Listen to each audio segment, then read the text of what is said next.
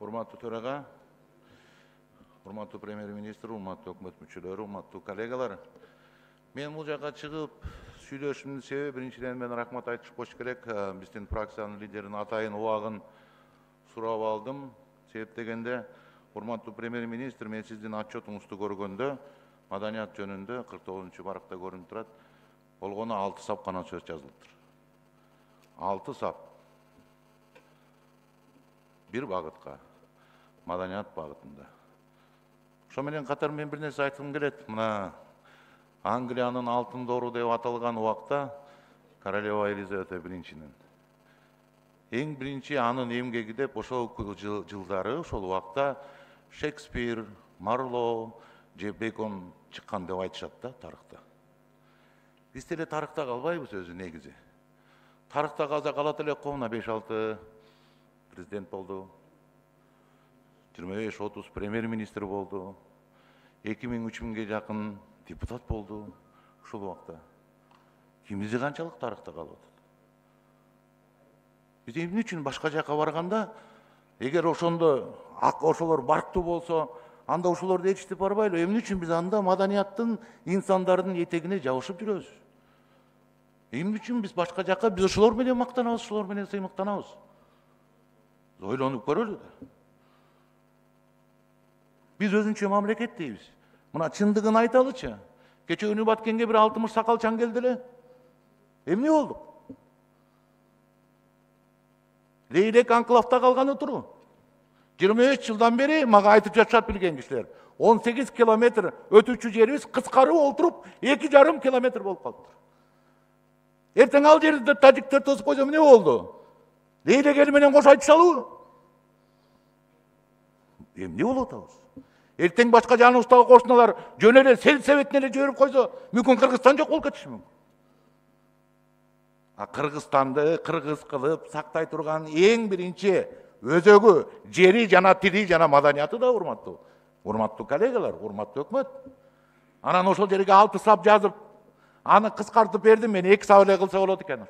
Ошондо 2 сап жазып отурасыңарбы маданият боюнча? Эртең мына биз кетебиз. Баарыбыз парламент жаңы депутаттар келет. Ошондо кимдин аты калат бүгүнкү күндөгү? Кимдин атын аталабыз? Чыңгыз Айтматовтай, Төлөгөн Касымбековтай, Мукай Эребаевтай, Таттуу Турсунбаевдай, Төлөмүш Океевдей, Болот Самчиевдей кимдин атын атайбыз бүгүнкү күндүн 25 жыл биз эркиндикте жашаганда? Кимди чыгара алдык?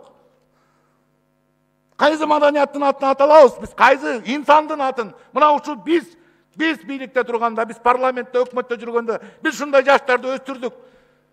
Эл аралык маанидеги деп кимдин? Менин оюмча эч кимдин атын ата албайбыз. Биз 25 жылдан бери 3 гана нерсени абдан жакшы аткарып келе жатабыз. Бул президентти шайлоо, премьер-министрди шайлоо жана парламентти шайлоо. Руханий багытта эмне кыла алдык? Эмне жылыштар болду? Чыңгыз Айтматов менен Алыкул Осмоновдун мекенинде бир жазуучубуз жок бүгүнкү күндө. Ооз кала турган. Бир акыныбыз жок. Бир театр жылдызы жок Муратбек Рыскуловдун мекенинде. Карап көрсөңүз акыбалын.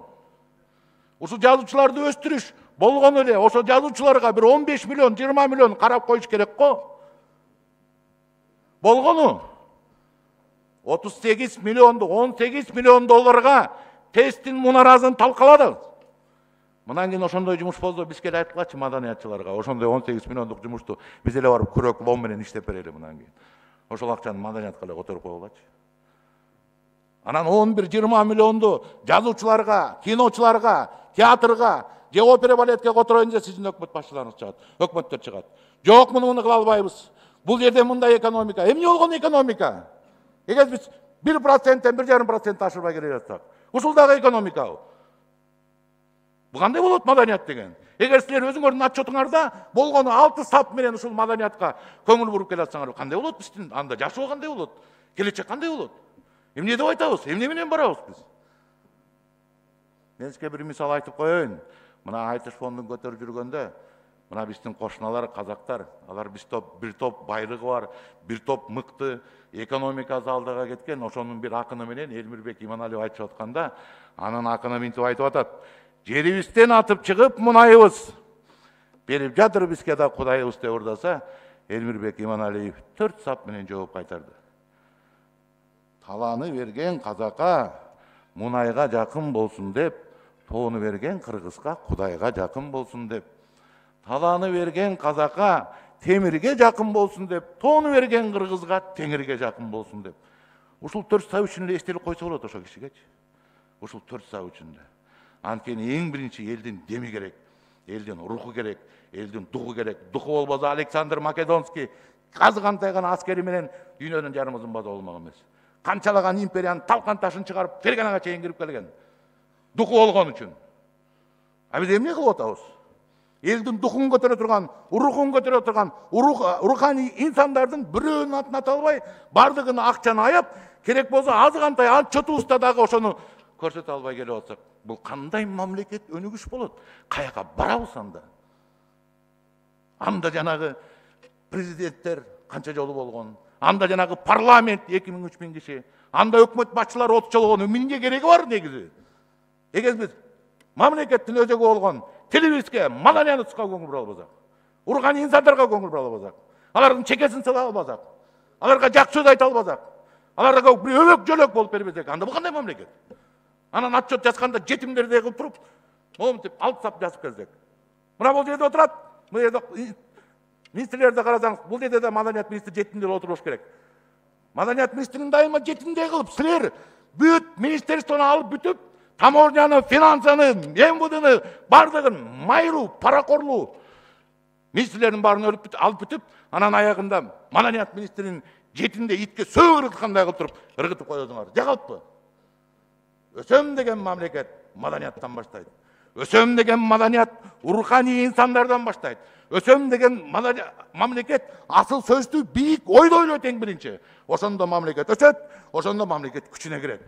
Ошондо андай жерде уурулук болбойт. Андай жерде өкмөттүн арасында болуп туруп, зам министр болуп туруп, коррупцияга барбайт андай мамлекет. Мына сиздин өкмөттүндө баргандай болуп. Мүмкүн биз ошону түшүнбөгөндүктөн ошол коррупциялар болуп атыр. Ошону түшүнбөгөндүктөн биз 2 эсе, 3 эсе кымбат уялбай элдин атынан карыз алып туруп жолдорду салып атабыз. Ошону биздин урпактар төрөйт. Дагы бир жолу айтам.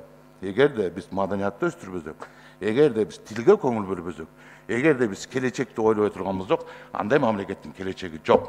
Урматтуу премьер-министр мырза, мен сизге абдан суранам. Маданиятка көңүл болуңуз. Болбосо биз келишкис оппозицияга айланам мен сизге. Рахмат.